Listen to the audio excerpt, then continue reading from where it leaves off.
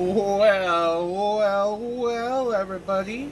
Welcome to this deck profile, where I do another Sephiroth deck profile. Yes, I know this is my third time doing this, but you know what? I've made it so much better than last time. First, y'all are going to see this.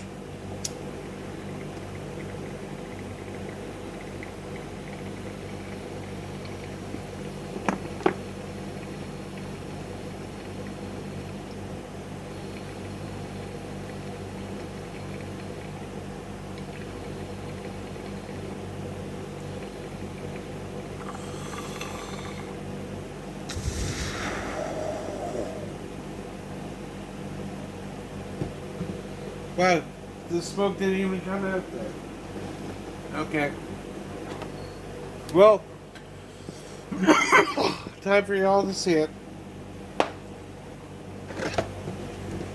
When you say it, you gotta say it like a Gregorian chant. Do, Sephiroth! Sephiroth! Yeah, Sephiroth, Fabled Soldier. We're doing this deck today again. This deck, whenever another creature dies, your opponent loses, target opponent loses 1 life, and you gain 1 life. If this is the 4th time this happens, flip it. Also, he sacrifices on entry and you draw a card. Or when he attacks. When you flip him, he creates a token that just says,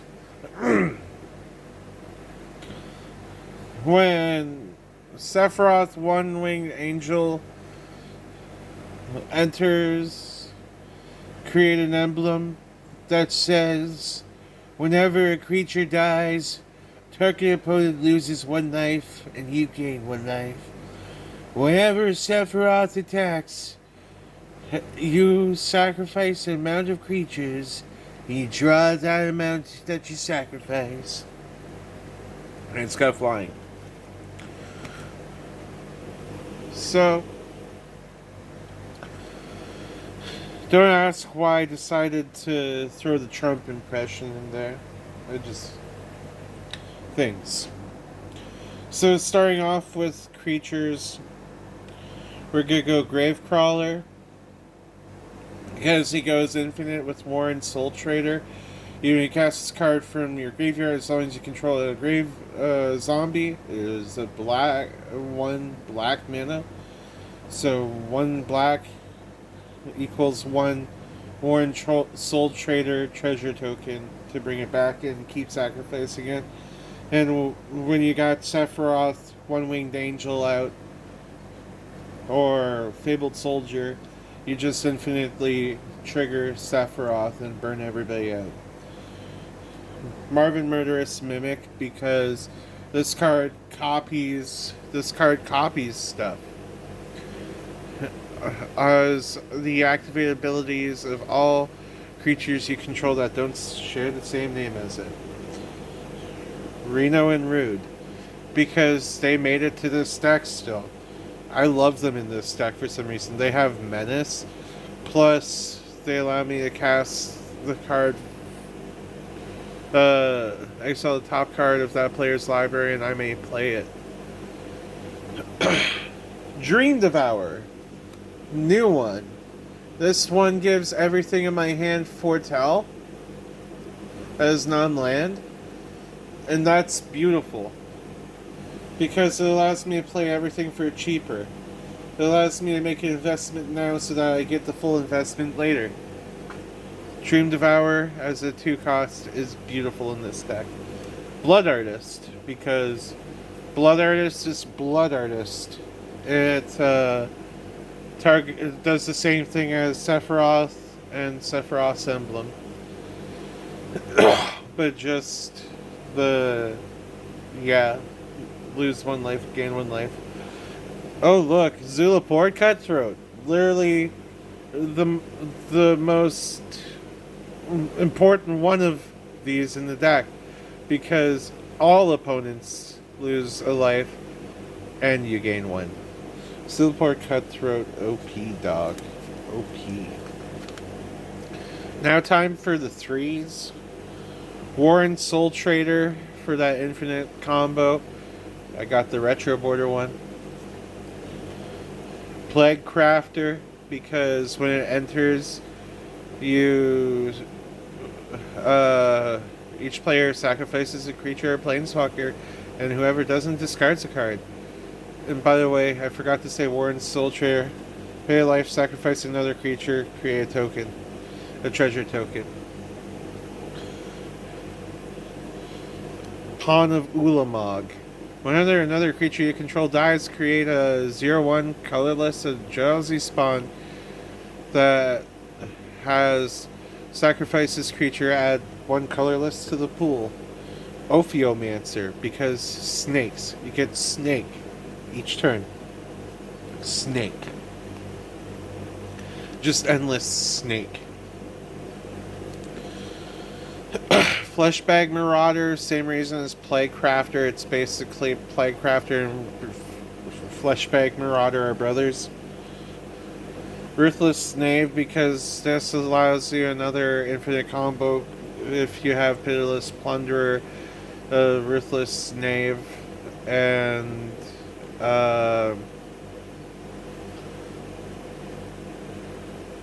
maybe Pawn of Ulamog or Sifter of Skulls out.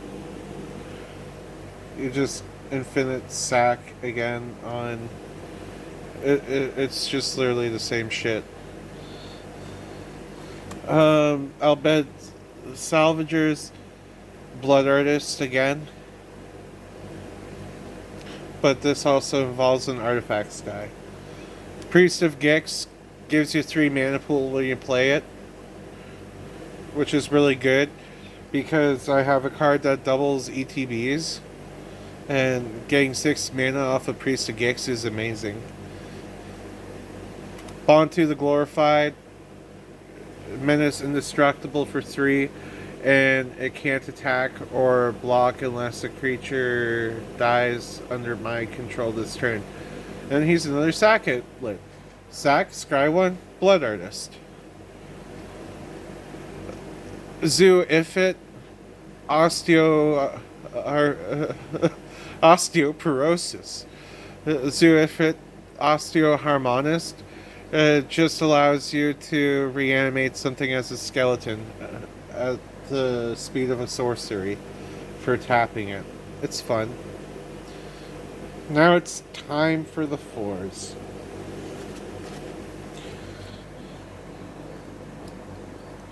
We got Pitiless Plunderer. Whenever another creature you control dies, create a treasure token. Sifter's Skull. Create an Eldrazi Scion when something dies. Vile Entomber. Allows you to stick your Gravecrawler in the graveyard. It just says when this enters the graveyard, search your library for a card and put it in the graveyard, then shuffle. Fuck that cricket. Twilight Prophet. This allows me to basically Phyrexian Arena.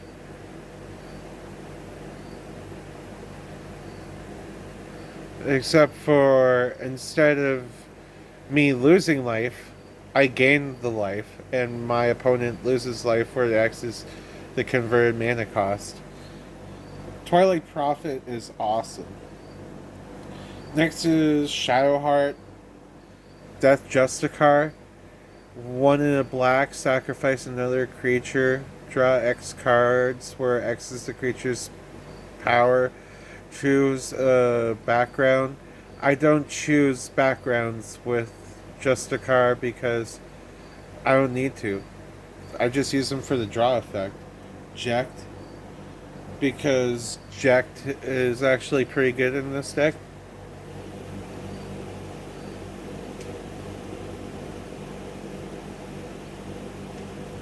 Quiet!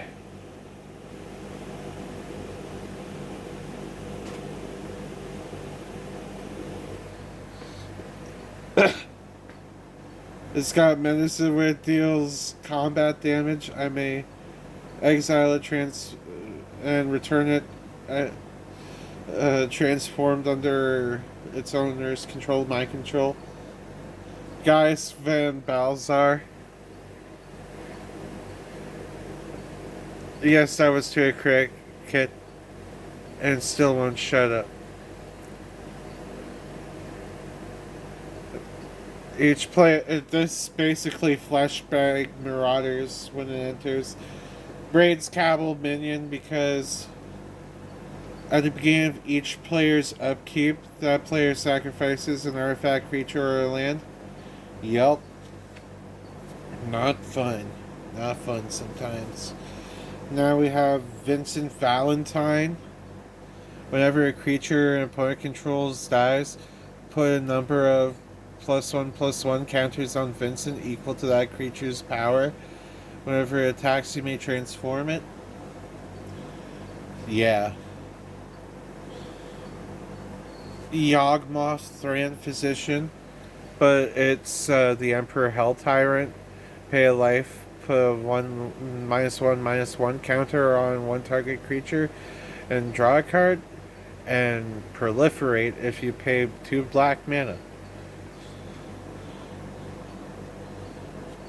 Bone Miser. Whenever you discard a creature card, create a 2/2 black zombie token. Whenever you discard a land card, create 2 black mana. Whenever you discard a non-creature, non-land card, draw a card. Gary, Merchant of Asphodel. Yes, I said that the wrong way on purpose. This just deals damage, and I gain life equal to X, where X is the amount of black mana and the converted mana cost of permanents on the board.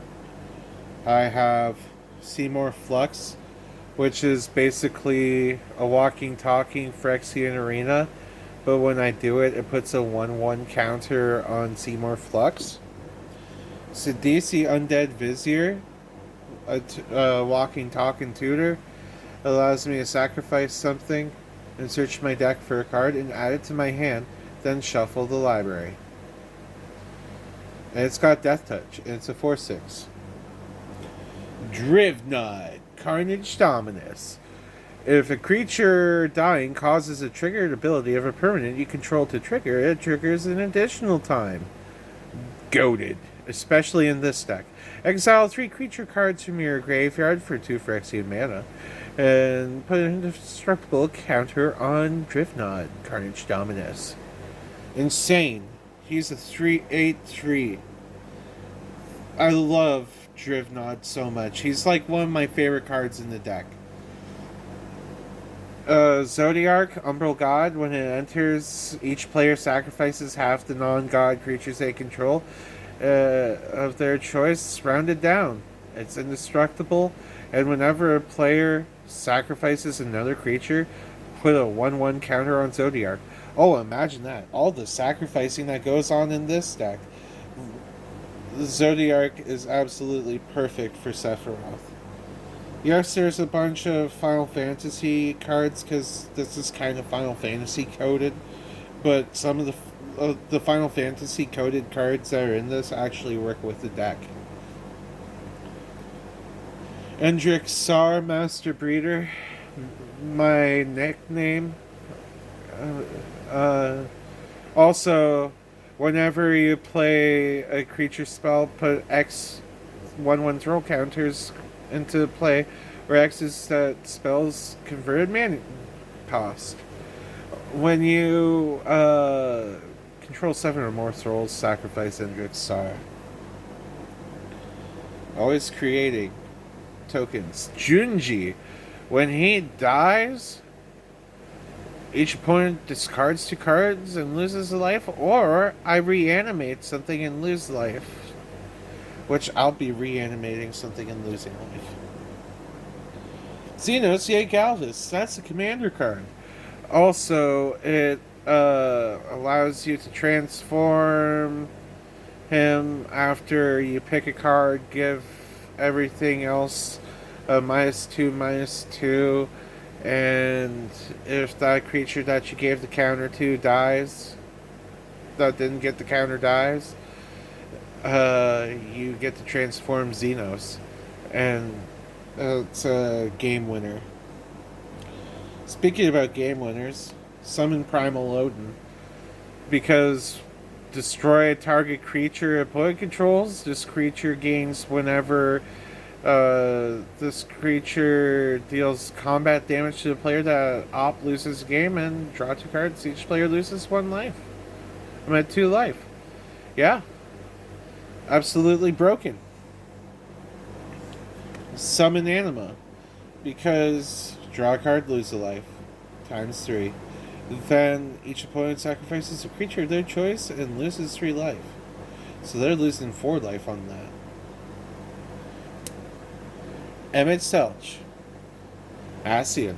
Yes, I bought another copy of Emmett Selch Ascian and put it in this. Yes, I own 2 copies of this card now because I love this art so much.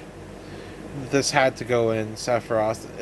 This allows you to pay 2 life as swamp instead of paying that mana with a land. Also, whenever you cast a black spell, put a 2/2 counter on Emmett Selch, and it's got a lifelink. And I could play it for 4 if I get paid 3 life too. Sheoldred the Whispering one, last creature in this deck. And Sheoldred has Swamp Walk, so if somebody has Swamp, if my op has a Swamp, damn, having a hard time talking today, I could attack without being blocked. And at the beginning of the upkeep, I return a creature card from my graveyard to the battlefield. And at the beginning of each opponent's upkeep, they sacrifice a creature. Yeah, it's fair. Totally fair. That's also like... This is my Magic the Gathering waifu. I'm just saying.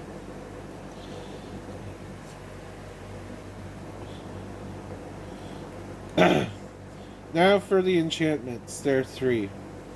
Vampiric Rites. Sacrifice a creature and gain a life and draw a card for 1 in a black. And it costs 1 to cast. Phyrexian Arena, because you pay a life and you draw a card at the beginning of your upkeep. In side quest, Hunt the Mark. It allows you to destroy something and gain treasures. Now, for the only mana source card, Dark Ritual. Because Dark Ritual. It's a black deck. You gotta have Dark Ritual. Village Rites as an additional cast, sacrifice, cast cost, sacrifice a creature, draw 2 cards for 1. Deadly Dispute allows you to do that, but it allows you to create a treasure token after doing that for 1 more mana. Overkill, because sometimes you want to overkill something, especially if it has like if it has indestructible. Fight On. Return up to 2 target creatures from your graveyard to your hand. Basically, Dutiful Rights. I meant Dutiful Return, but Final Fantasy coded. Victimize, because this is perfect for this deck. Bring back 2 things by sacrificing 1 creature. Hell yeah. This is a tutor, but Demonic Bargain.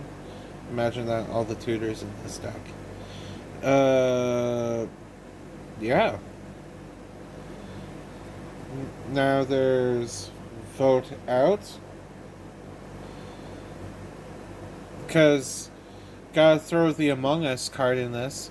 My Sephiroth votes your card off the battlefield, buddy. Sephiroth's intervention because Final Fantasy coded, I gain life and destroy a creature. Blood divination because same thing as vampiric rights, but I draw 3 cards. Dread return. Return target creature from the battlefield tapped. Flashback, sacrifice 3 cards, and I may play this again. Now, Diabolic Tutor, because Tutor. Rise from the Grave, because Rise from the Grave, pretty good. Evil Reawaken, because it's another reanimation spell like Rise from the Grave. Rise from the Grave brings it back as a zombie, but Evil Reawaken gives it 2 1/1 counters. This is a single kill card, this Deadly Embrace, where destroy target creature opponent controls, and I draw a card for each creature that died this turn. Now, Razaketh's right, another tutor with cycling. And my last spell, another tutor, Final Parting. So, a lot of times you're gonna want, when you play this deck, you're gonna want to use your tutor's stuff to get out Final Parting, so you could stick the Gravecrawler in the grave, and so you can have your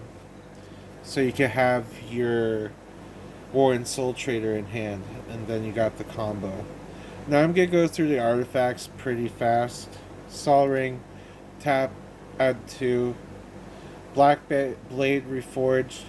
It has 1/1 for each land you control. Equipped a legendary creature for 3. Equipped a non-legendary creature for 7. Arcane Signet, because I'm still gonna run Arcane Signet in this. It's Final Fantasy coded. Plus, it's another mana. You get the Sol Ring Arcane Signet combo. You're having a good day. Charcoal Diamond, because it's another rock that produces. The Masamune, because it doubles triggers that are caused by death. It has equipped creature must be blocked and has first strike when it attacks. So equip this Masamune to Sephiroth. Bantu's Monument, because it reduces black spells by 1, and whenever you cast something, Blood Artist. This is the card that blinks stuff. Whenever your creature enters the battlefield, if it was cast, exile it, then return all other permanents exiled with mirror life tapping to the battlefield under their owner's control. So yeah, it allows you to trigger a bunch of stuff. It allows you to trigger one thing, then trigger another thing. Now, Hacked Weapon, because you can't lose the game.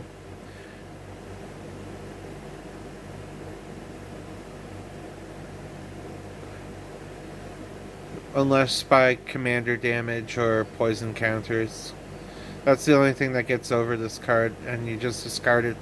A card to equip. Pretty good. The Darkness Crystal, another mana cost reduction. If a non-token creature opponent controls would die, exile it instead under the Darkness Crystal, and gain 2 life.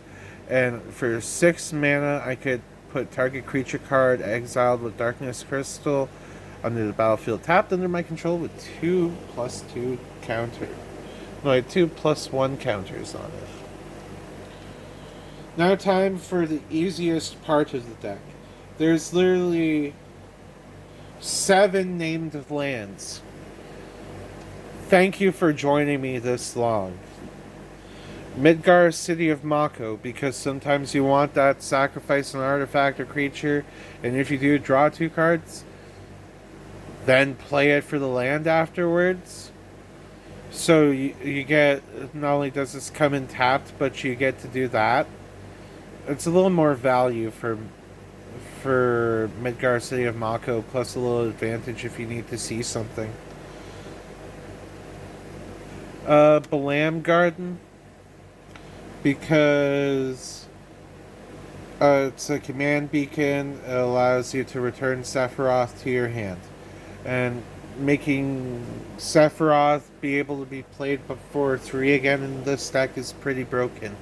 It allows you to do that quite a bit in this deck. I'm actually I'm pretty happy with that. Sanctum of Eternity. Return target commander you control in the battlefield to your hand. Activate this ability only during your turn. Yep. It's only during your turn, but it still works. It's still pretty good. It allows you to trigger Sephiroth emblems twice sometimes. The Sanctum Eden, see there's a Sanctum. Add 1 colorless mana, mill 2 cards, then you may sacrifice this land when you do. Return another target permanent card from your graveyard to your hand. It's just really good as a quick, hey, you need something. Myriad Landscape returns to the battlefield tapped. Add colorless, and you ramp into 2 lands if you want. Mortuary Mire. Return target card from the graveyard to the top of your library and add a black. And Memorial to Folly allows you to just return it to your hand. I'm not playing Bajuka Bog in this because I punish my opponents for having cards in their graveyard.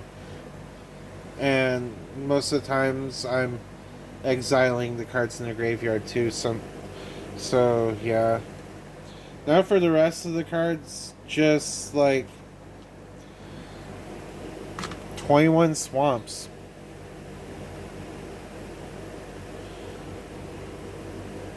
Yeah. And that was the Sephiroth deck, everybody. Thank you for joining. Thank you for listening to my in-depth guide on the Sephiroth deck, because I had to do it in-depth too. Because I couldn't just do another deck profile. Literally, the Sephiroth, Warren Soul Trader, Gravecrawler, you got game. Like, comment, and subscribe. Don't forget to drink your water. Also, use code DaddyJuice at wenergy.gg and w.gg and get 10% off your W order, and I get free stuff for that. Do that, or don't do that. Just like, comment, and subscribe. That's how you can support me. Love you.